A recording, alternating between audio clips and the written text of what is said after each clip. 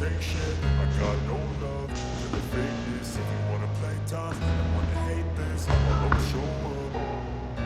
I don't ever slow up, no I don't take shit. I got no love for the fakeness. If you wanna play tough and wanna hate this, I'll always show up and make a statement. I don't ever slow up, no I don't take shit. I got no love for the fakeness. If you wanna play tough and wanna hate this, I'll always show up and make a statement. Everything I do so instinctive and so passionate. Every word I move so descriptive like an adjective. I got a vendetta against people who patented being negative when you should be getting after it.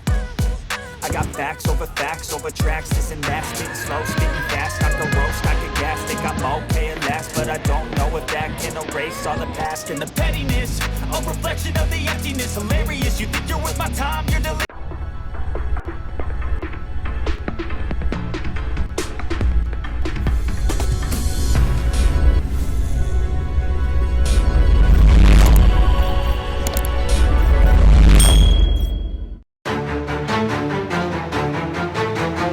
Ang Treasure Boxing Promotions ni Mr. Masayuki Ito ay isa sa dalawang mga promoters ni John Riel Casimero ay alam naman natin nakakasimula pa lang nito kaya nangangailangan sila ng boksingerong magsisilbing pambato nila o sasabihin na lang natin na mukha ng kanilang promotions. At sa ngayon, itong si Casimero ang napili nila kung ating pagbabatayan ay ang pahayag ni Casimero kasama ng kanyang mga promoters. Ang muling pagbabalik ni Casimero ay ngayong darating na buwan ng Mayo. Ibig sabihin, nangangailangan din sila ng mga boksingero na kukumpleto sa fight cards ni Casimero kung sino man ang makakalaban niya. Kaya naman good news sa mga Pinoy boxers, lalong-lalo na sa mga boksingero sa Villamor Boxing Gym dahil binisita ng Team Casimero at kasama nila ang dalawang mga promoters sa mga Hapones. At ayon nga kay Jason Casimero, naghanap sila ng mga Pinoy na maging undercard sa laban ni Casimero. Kaya tara, ating panurin at video courtesy po tayo mga kakwento sa YouTube channel na Quadralas It's My Boy.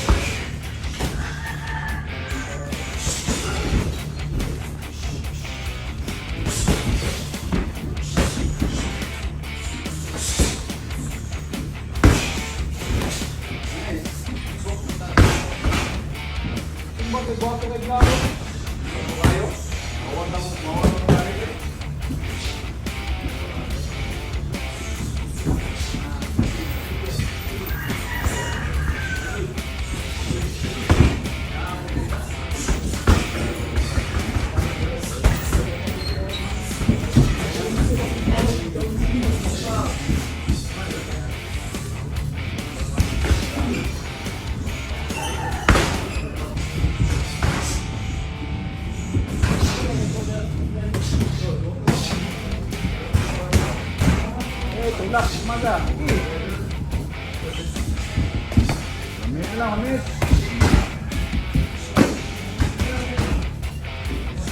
Bang. Nice. Pati kamay. Bang.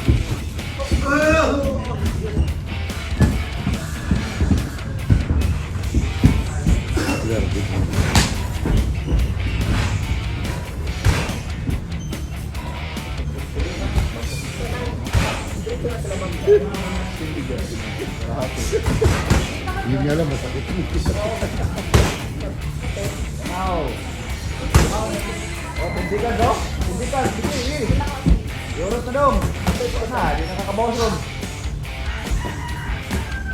Time out. Thank you. Arigato. Arigato. Master.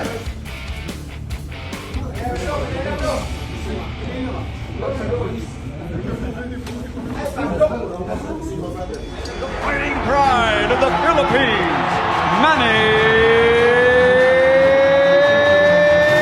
Pacquiao! Samantala, ang 44 na taong gulang natin na pambansang kamao na si Manny Pacquiao, sinimulan na ang negosasyon kontra yan sa 26 na taong gulang na si Conor Benn na undefeated welterweight boxer. Yan ang pagbubunyag ng promoter ni Benn na si Eddie Hearn. Maaaring makakalaban ni Pacman ang undefeated na Briton na si Benn na may kartada ngayon na 21 wins at 40 knockouts, orthodox fighting stance at may tangkad na 5'8". Marami nga ang medyo nababala dito dahil itong si Benn ay naging positibo ito sa droga. Hindi natuloy ang laban niya kontra kay Chris Eubank at sa hindi pa po nakakaalam, 2 voluntary anti-doping test po ang ginawa at parehong positibo ito sa substance na clomiphene. Itong si Pacman ay may 72 total fights at tumaban siya mula sa flyweight division hanggang sa super welterweight division. Kung itong si Pacman ay 8 division world champion, itong si Benn naman ay hindi pa naging world champion pero sa ngayon siya ay nasa kanyang prime.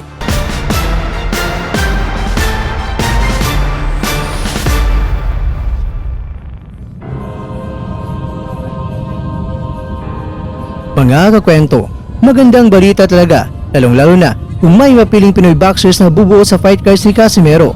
Isa itong magandang oportunidad din sa mga Pinoy para magpapakilala sa buong mundo kung anong taglay na galing ang mga Pinoy na mga boksingero. Sana magtagumpay ang Team Casimero na may isa katuparan nito. Ano naman ang masasabi mo na positibo sa droga ang makakalaban ng ating pambansang kamao? Mga kakwento, kailangan pa ba ni Pacman ang laban na ganito? O exhibition fight na lang sana para hindi masyadong delikado?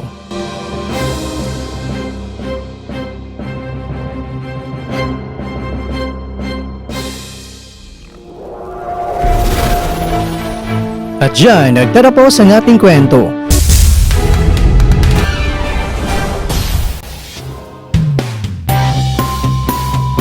Maraming salamat mga kakwento sa inyong panunood. Pero baka naman mga kakwento ay nagustuhan niyo po ang kwento natin ngayon. Baka pwede niyo po akong mabigyan dyan ng like at paki-share na rin. At maisingit ko lang, baka hindi ka pa naka-follow sa aking Facebook page, baka naman po mga kakwento ay may oras ka pa. Maraming salamat po in advance. Yo, Cuadro Alas 3-time world champion. So guys, please subscribe. Quintong di pa Quinto. So ano pa hinintay nyo? Mag-subscribe na. Let's go! Boom!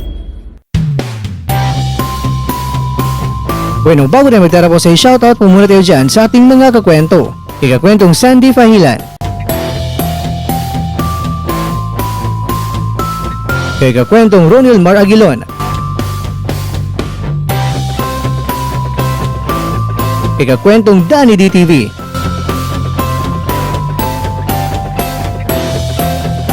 at ikaw kakwentong nanonood ngayon, shoutout sa iyo dyan. Bueno, hanggang dito lang po muna ang ating kwentuhan. At abangan nyo lang po ang ating susunod na video.